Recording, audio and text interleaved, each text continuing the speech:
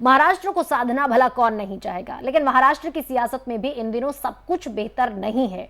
शिवसेना टूट चुकी है दो धड़ों में। एक तरफ शिंदे गुट की शिवसेना हो गई है, एक तरफ उद्धव ठाकरे गुट की शिवसेना हो गई है।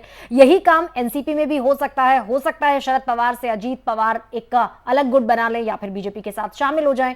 ऐसे में क्या महाविकास अघाड़ी नाम का ये जो गठबंधन है, जिसमें कांग्रेस है, एनसीपी है और उद्धव ठाकरे वाली शिवसेना है, क्या इसके भीतर सब कुछ सही सलामत रहेगा? ये प्रश्न इसलिए है क्योंकि शरद पवार कुछ और कह रहे हैं, संजय राउत कुछ और कह रहे हैं और अलग अलग नेताओं की तरफ से अलग अलग बयान सामने आ रहे हैं। इस रिपोर्ट के जरिए महाराष्ट्र की सियासत का सत्य भी रखते हैं आपके सामने।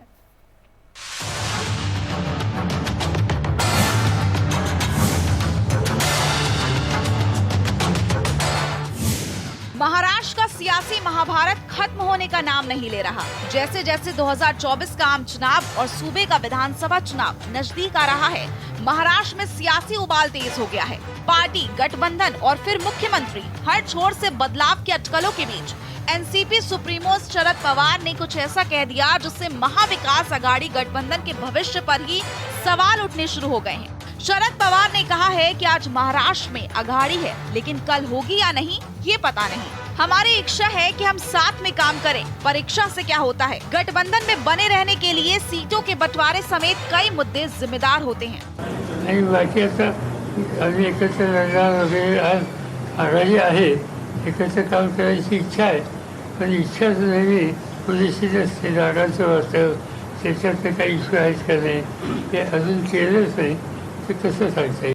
शरद पवार के इस बयान पर जहां एक ओर सियासत तेज हो गई, तो वहीं दूसरी ओर उद्धव गुट की शिवसेना के नेता संजय राउत ने कहा है कि अघाड़ी रहेगी और 2024 में हम साथ चुनाव लड़ेंगे। पवार साहब ने जो कहा उस पर भी प्रयास किया जा रहा है। महाविकास अघाड़ी के प्रमुख नेता उद्धव ठाकरे और शरद पवार है। संजय राउत ने कहा है कि ये पवार की ही इच्छा है कि तीनों साथ रहें। अघाड़ी रहेगी, पवार साहब ने जो कहा है उसका विपर्यास किया जा रहा है। इस महाविकास अघाड़ी के कर्ता धर्ता जो है प्रमुख नेता, उसमें उद्धव ठाकरे जी है, राहुल गांधी जी थे उस वक्त, और माननीय पवार साहब थे, आज भी है और रहेंगे। 2024 में हम एक साथ चुनाव लड़ेंगे। ये पवार साहब की भूमिका कल थी, आज भी है और आगे भी रहेंगे। लेकिन इस तरह के बयान मुझे लगता है ये बयान आप उनका समझ लीजिए। ये वही संजय राउत हैं जो कल तक कह रहे थे कि ये शिंदे सरकार कुछ ही दिन की मेहमान है, उसका डेथ वारंट जारी हो चुका है। अब उन्हें अपनी ही गठबंधन पर उठ रहे सवालों पर सफाई देनी पड़ रही है, जो पहले ही सूबे की सत्ता से दूर है। पवार के बयान पर सफाई देते देते संजय राउत बीजेपी पर ही हमलावर हो गए। उन्होंने कहा कि बीजेपी पर्दे के पीछे मुख्यमंत्री बदलने का आंदोलन चला रही है। वहीं एनसीपी प्रमुख के बयान पर महाराष्ट्र के सीएम शिंदे ने कहा है कि वो एक अनुभवी नेता हैं। उनका बयान सियासत का अहम हिस्सा है। अब कोई भी सोच सकता है और समझ भी सकता है कि उन्हें क्या चाहिए। मैं इतना ही कहूँगा, आदरणीय शरद पवार साहब ये बड़े अनुभवी नेता है। उनका जो वक्तव्य है ये महत्वपूर्ण है और उसको हमेशा जो कहते हैं उसमें गांभीर्य होता है, गंभीरता होती है। इतना ही मैं कहूँगा, जिनको जो सोचना है, समझना है, वो समझना। शरद पवार के साथ महाविकास अघाड़ी में शामिल कांग्रेस का कहना है कि हमारा मकसद साफ है।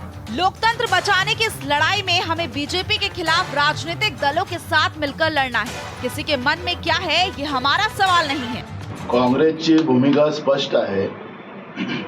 जे कोणी बीजेपीच्या विरोधात जे पण राजकीय दल असेल त्यांना सोबत घेऊन एकत्रित लढण्याची भूमिका काँग्रेस पक्षाची आहे, ही आम्ही आपल्याकडून स्पष्ट केलेली आहे। कोणाला काय वाटतंय, कारण की वारंवार आम्ही सांगितलं की आम्ही काही लोक जोडलेली आहेत जे आमच्या सोबत अलायन्समध्ये आहेत, त्यांचे विचार वेगळे वेगळे असू शकतात, पण आज देशातलं संविधान आणि लोकशाहीच धोक्यात आलेली आहे। महाविकास अघाड़ी के राजनीतिक भविष्य पर बोलते हुए शरद पवार ने ये भी साफ किया है कि अगर कोई उनकी पार्टी को तोड़ने की साजिश रच रहा है, माना जा रहा है कि शरद पवार का ये बयान भतीजे अजित पवार के बीजेपी में शामिल होने की अटकलों के बीच आया है। वहीं अजित पवार पहले ही कह चुके हैं कि मौका मिलने पर वो 100% महाराष्ट्र का मुख्यमंत्री बनना चाहेंगे। Bureau report, Bharat express.